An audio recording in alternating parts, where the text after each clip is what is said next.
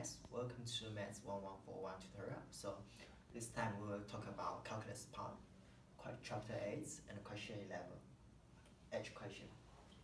So consider a fixed circle of a radius 1 centered at the origin and a small circle of radius quarter initially centered at 3,4,0.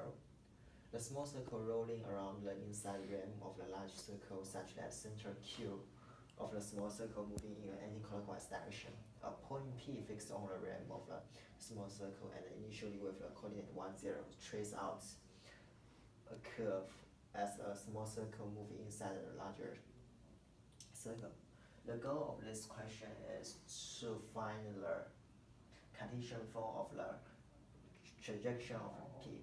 Let theta denote the angle in radians between OQ and the positive x-axis, as shown in the above diagram. So quite a big long question. So basically it just say we got one big circle and one small circle, and one big circle got radius of 1 and small circle got radius of quarter, and this small circle is rolling in this larger circle, and the theta is denoted between x-axis and OQ. Okay, so part A, explain why OQ equals to 3/4 cos theta sin theta. So what's OQ? OQ is a vector between O and Q, right? So basically the length of OQ is fixed. Why? Because basically the Q is the path of the circle. If you imagine this small circle is rolling around this big circle, Q is the path of the circle, like this, with a radius OQ. And what's the length of OQ? It will be 3/4. Why? Because radius of OP is 1, and radius of QP is quarter. So OQ equals to 1 minus quarter equals to 3/4. Okay? So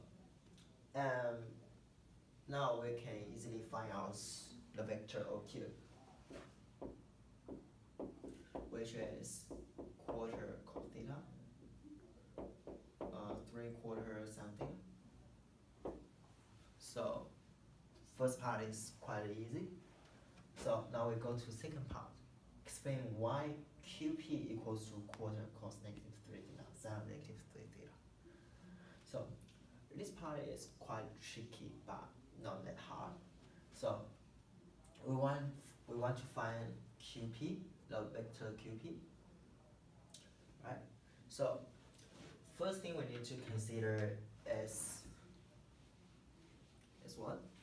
Is the angle inside the small circle and the relationship between the larger circle, the angle in the larger circle and the angle in the small circle. So what's the relationship between angle in the larger circle and angle in the smaller circle? At the moment we don't know, but we know the arc, relationship of the arc. So the arc of the larger circle will equal to the arc of the smaller circle. Why? Because it's just rolling. So when you're rolling this small circle, the pathway of this small circle will be the arc length in here. Just imagine the picture.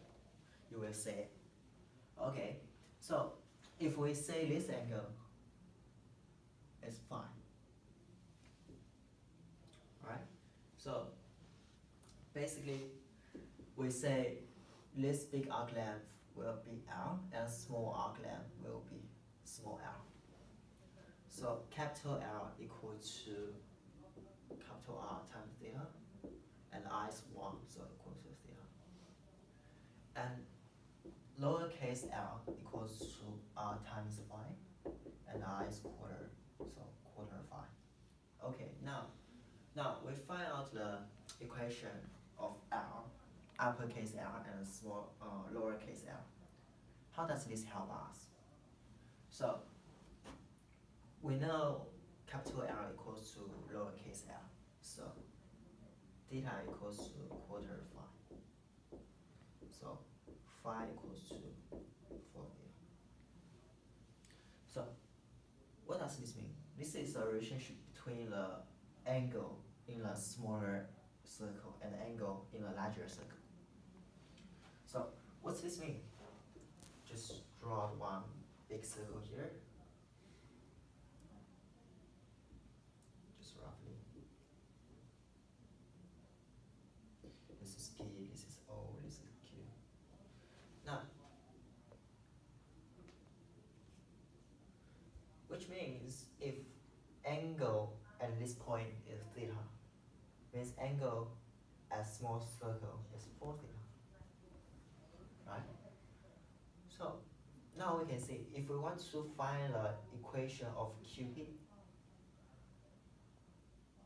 we just need to make another small coordinate axis. We call this y dash, and this is x dash. So because two axes is parallel, so we can find the angle which is theta in here. And then we can find the angle of QP, which just 4 theta minus theta equals 3 theta. So what do we have? We got the length QP as quarter, and we got the angle which is negative 3 theta. Because 3 theta plus theta equals to 4 theta, right? Now, we got the angle, we got the length, so we can find the vector of QP. So vector of QP equal to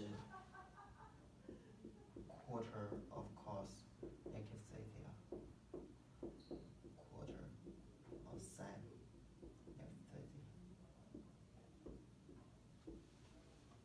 which is question asked. You just need to do a bit of arrangements to got this final answer. Yeah. So this basically just part B. So quite tricky, but it's not that hard. So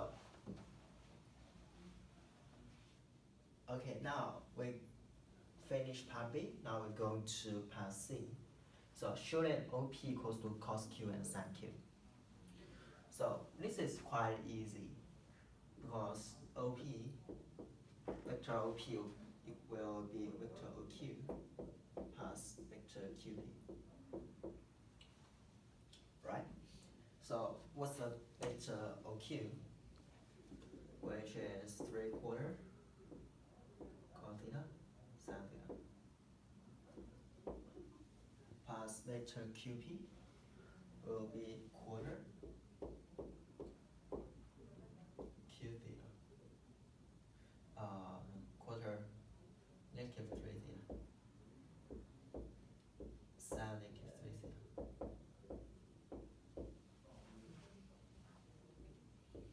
Right? So we just multiply this number in.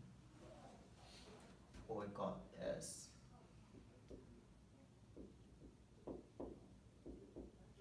cos theta, sin theta, plus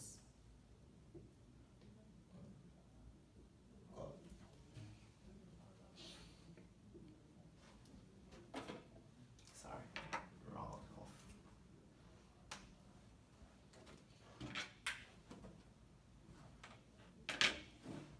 Quarter cos 3 theta, quarter sin 3 theta, and we pull negative in front. Okay.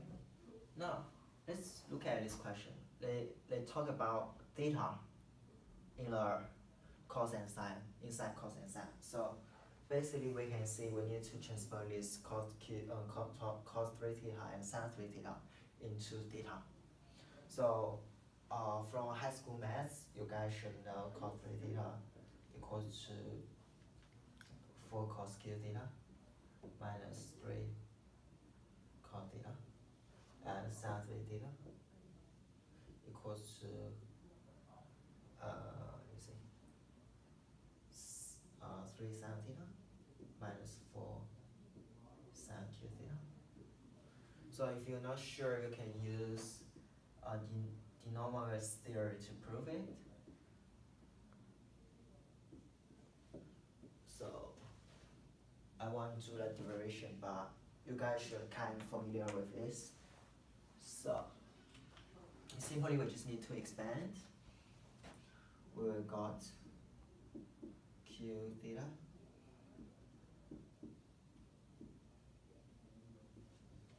plus quarter. So quarter multiplied by cos by 4 equals to 1. So cos q theta and minus 3 quarter cos theta, and negative quarter multiplied by 3 equals to negative 3 quarter sin theta, and negative multiplied by negative equals to positive, so quarter multiplied by 4, blah blah blah.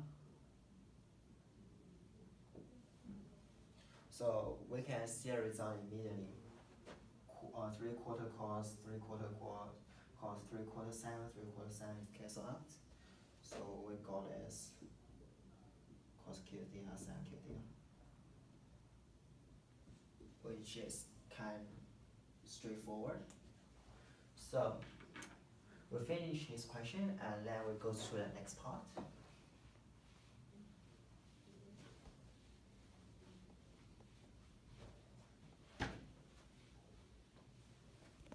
So let's look at part D.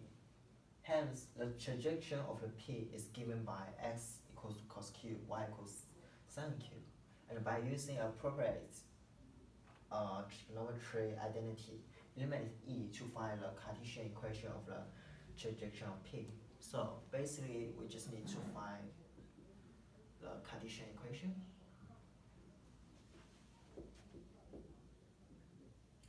So basically, when we look at this and we see cos q sin q, immediately we should think about square it.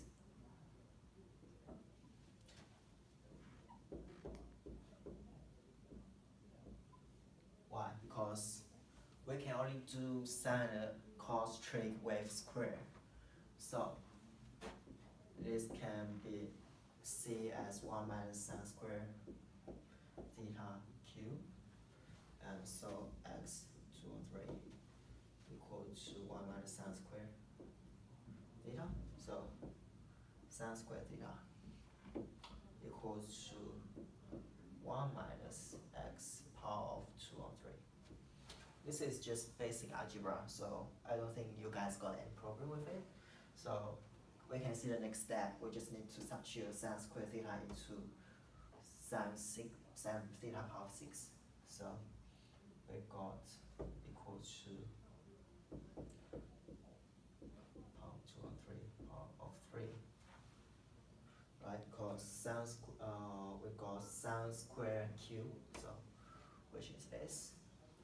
So we got x to y 2 on 3 equals to 1 minus x power of 2 on 3. So we just need to simplify it a bit, tidy it up. So we got as x 2 on 3 plus y 2 on 3, which equals 1. Right? So this part is quite straightforward. So now let's look at part A. Sketch the curve corresponding to this equation. So you can just look at this equation and try to plug some numbers and see how it goes. Or you can trace the path of small circle. So basically we can see the small circle will go the path like this.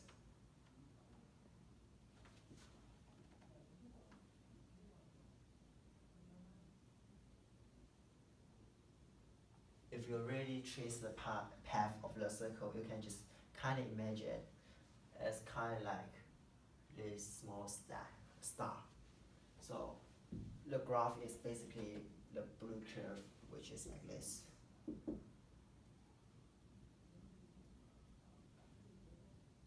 you try to trace the path of the small circle, right?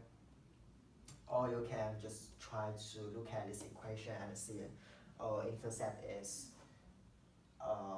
0, 1, 0, -1, 1, blah blah blah, and use your high school math to draw a picture. Yeah, but I prefer just trace the path. Yeah. Okay, so basically you just finish this question. So I hope this helps. So thanks very much.